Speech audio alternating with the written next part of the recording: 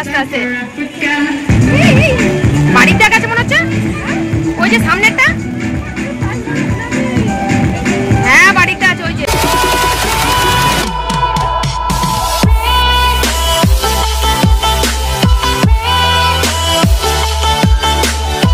Good morning everyone, কেমন আছো তোমরা সকলে? আশা করি খুব ভালো আছো, আর আমরাও কিন্তু ভীষণ ভালো আছি। শর্মাজ ব্লগে তোমাদের সকলকে জানাই স্বাগত।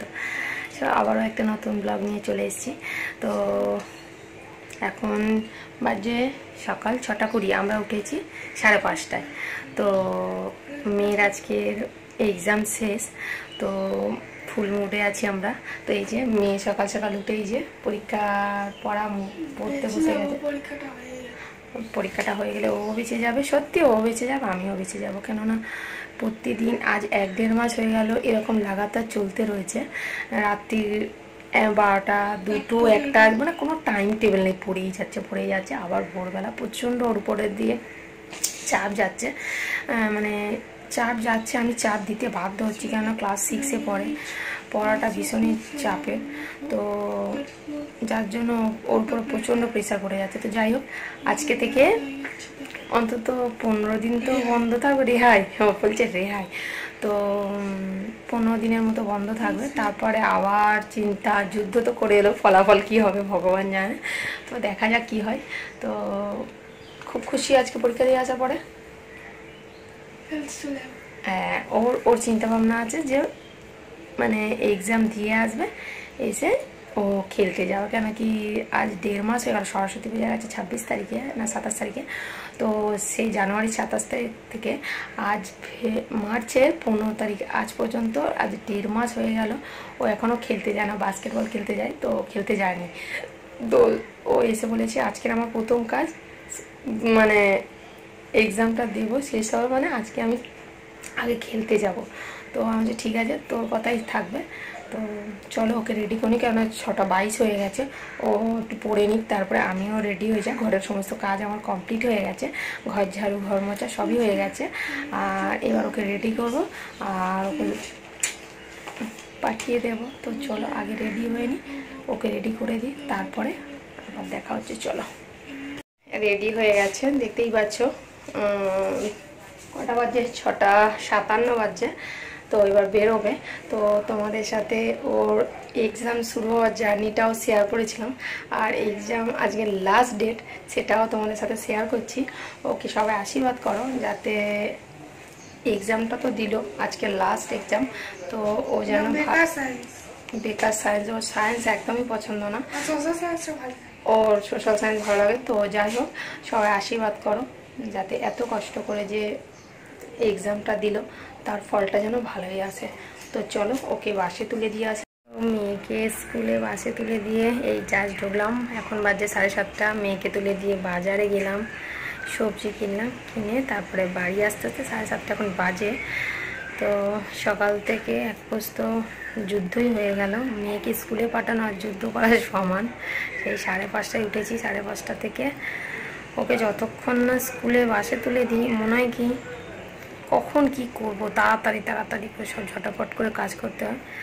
তো ওকে তুলে দিয়ে এসেছি বাসে, এবারে নিশ্চিন্ত মানে ধীরে ধীরে কাজ করব। এবারে তো আজকের থেকে একটু নিশ্চিন্ত, কেননা টেনশানে বিশাল ছিলাম। এক্সাম মানে সারাক্ষণ টেনশানেই ছিলাম। মেয়েটার উপর দিয়েও ভীষণ চাপ হয়ে গেছে। সকালকে বাড়িতে ছুটিতে থাকলে সারাদিন বই নিয়ে বসিয়ে রাখতাম, যে পড় তোর ভালো হবে তেরোলা করে সারাদিন বই নিয়ে বসে থাকতো বেচারি। রাত্রির এদিকে রাত করে পড়তো, প্রচণ্ড চাপ গেছে। তো আজকে থেকেও একটু শান্তিতে ঘুমাতে পারবে অন্তত। তো কী আর করব, চাপ দিতে বাধ্য হই, কেননা সারা বছর পড়ছে, বুঝতেই পারছো। তো চলো 7:30 বাজে, স্নান টান করে ঘরের আর ঠাকুর পূজা দিয়ে নিই, আরও কাজ যা আছে করে ফেলি। তো একটু কাচাকুচো করতে হবে, তো সব কিছু কাজ করে আবারও তোমাদের সাথে দেখা হচ্ছে। চলো, তো স্নান টান করে পূজা দিয়ে রান্না বসিয়ে দিয়েছি, সবজি কেটে। এখন টিফিন হয়নি, টিফিনটা পরে করবো, ভাবলাম তাড়াতাড়ি রান্নাটা বসিয়ে নিই। 10টা বাজতে চললো, আবার মেয়ে এসে যাবে।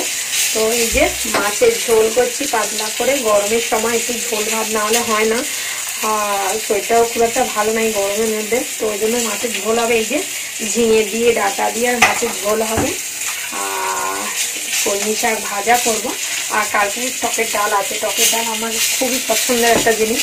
তো যাই হোক, রান্না বান্না এই হচ্ছে, রান্না বসিয়ে ভাবছি টিফিন করবো। তো রান্নাবান্নাটা করে নিই, তারপরে আবারও দেখা হচ্ছে, সাথে থাকো। রান্না করতে করতে হঠাৎ এক জায়গায় যাওয়ার প্রোগ্রাম হয়ে গেল। তো দেখতেই পাচ্ছ এই যে রেডি হয়ে গেছি, কিন্তু মেয়ে ছাড়া। তো অবশ্যই পুরো ভিডিওটা দেখতে থাকো, কোথায় যাচ্ছি অবশ্যই বুঝতে পারো। তো সঙ্গে থাকো আর দেখতে থাকো, চলো। তো তোমরা দেখে নিশ্চয়ই বুঝতেই পারছো আমি কোথায় এসেছি। হ্যাঁ, আমি এসেছি তোমাদের দাদাভাই ইউনিটের পার্টিতে। তো প্রথমে ভেবেছিলাম যাব না, কেন কি মেয়ে এক্সাম দিতে গেছে আর একা একা যেতে ভালোও লাগছিল না। তো সকালবেলা বান্ধবীরা ফোন করেছিল, সবাই আসছে। তো ভাবলাম তাহলে যাওয়া যেতেই পারে, কেন কি অনেক দিন সবার সাথে দেখা হয় না, এই সুযোগে সবার সাথে দেখাটাও হয়ে যাবে। তো তোমাদের দাদাভাইও বললো যে চলে এসো, তো এই কারণেই আসা। তো আমরা তো খুব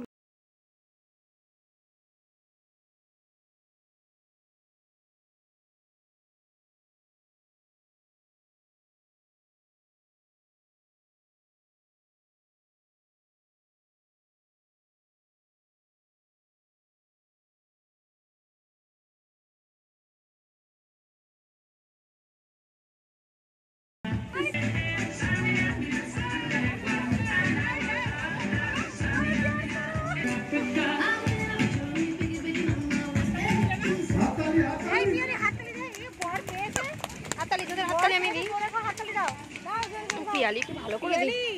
তোমার বড় জান দিয়ে দিয়েছে একদম লাস্টে। কিছু বলবে তুমি পিয়ালি? কি আর বলবো? না না, পিয়ালি তোমার বড় সাইকেলে ফার্স্ট হয়েছে, কি বলবে বলো?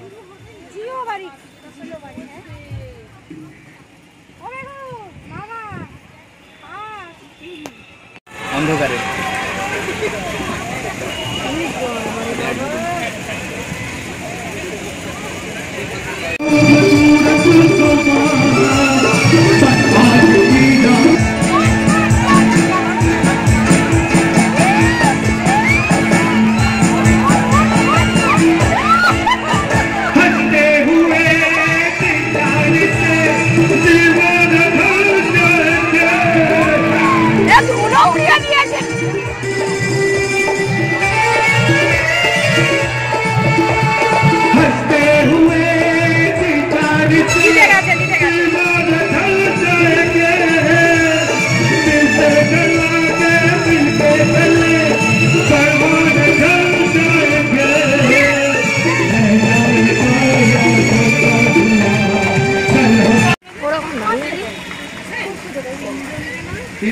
तीसरे स्थान पर miss Sumi Mandal, daughter of ex subedar Surjit साहब।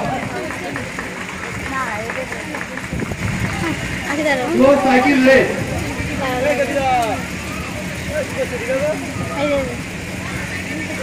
Batsman Shri Sindhu Ghosh, bravo company. Aunty देखो थैंक यू তুমি চাচ্ছিলে না? বোতল বোতল বোতল বোতল মনে না, বোতলের সাথে একটা কিছু ওয়াটার বোতল দিতে।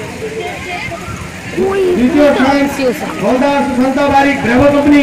ওরা ভাই ব্রেভো কোম্পানি করে দিল। হ্যাঁ না ওরমটা হাঁটছে হ্যাঁ জ্বালা বললে হবে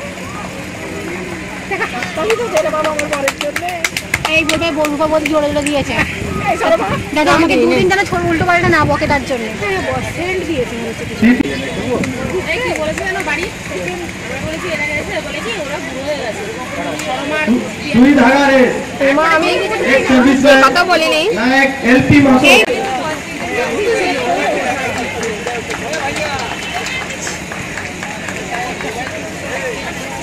और हमारा आखिरी एक साल में দেওয়া উচিত ছিল পুরো মোবাইল, रस्साकसी जिसमें एक सर्विसमैन একটা করে তোমাদের মোবাইল গিফট দেওয়া উচিত ছিল। साहिबान लोग विनर रहे। যোগাযোগের জন্য কোনটা C1 কিছু জানাচ্ছে না।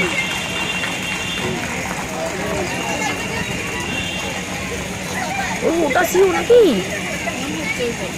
লাল চুল, লাল বস্তি লাগানো কলা ড্রেস পরা আছে কোনটা? ওখানে তো কোন রূপা হাই পিয়ালি হাই করো, বরকে দেখাচ্ছে।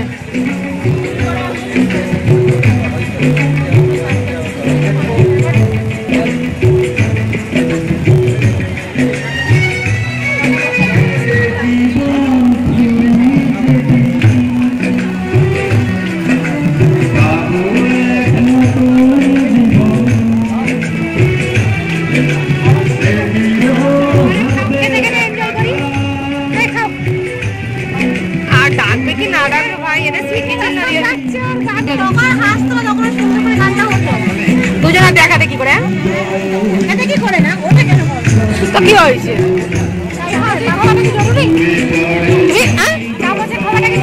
অবশ্যই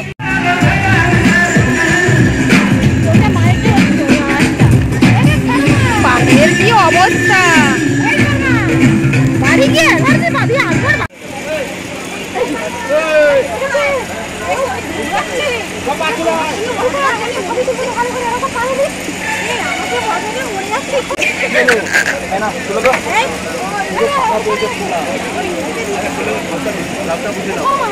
এরকম আমি পারবো না লোকের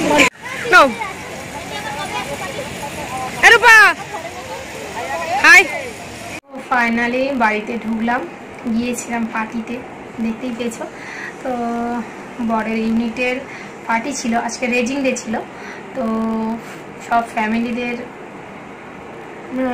ইয়ে ছিল, ইনভাইট ছিল, ওর জন্যই যাওয়া, আমি যাবো না ভেবেছিলাম, তারপর লাস্টে গেলাম। তো খুবই আনন্দ হয়েছে, সবার সাথে দেখা হয়েছে, ওই সবার সাথে তো দেখা সাক্ষাৎ হয় না, যে যার কাজেতে ব্যস্ত হোক, তো এই যে একসাথে হওয়া, এক জায়গায় মেলামেশা, বন্ধু বান্ধব সবার সাথে দেখা সাক্ষাৎ হলো, বাচ্চারাও অনেক আনন্দ করেছে। মেয়ে এক্সাম দিয়ে ওখানে, ও বাবা ওখান থেকে নিয়ে ওখানে ঢুকিয়ে নিয়েছিল ইউনিটে, তো ও ওখানে গিয়েছিল 1টার সময়, তো মেয়ে একটু রেগে গেছে কি আমি আনন্দ করতে পারলাম না, বাচ্চাদের অনেক গেম করেছে, গেম খেলিয়েছে, তো আমার মেয়ে কোনোতেই পার্টিসিপেট করতে পারেনি, তো ওর জন্য একটু রাগ করেছে। তো যাই হোক খুবই মজা করেছি, খুবই আনন্দ হয়েছে সবার সাথে মিলে। তো আর শরীরটা দিচ্ছে না, ভিডিওটা আর বাড়াতে চাইছি না, এখানেই এন্ড করছি। সবাই ভালো থেকো, সুস্থ থাকো, আর যদি ভিডিওটা ভালো লেগে থাকে অবশ্যই লাইক কমেন্ট অ্যান্ড শেয়ার, আর প্লিজ সাবস্ক্রাইব করে দিও, প্লিজ সাবস্ক্রাইব করে দাও।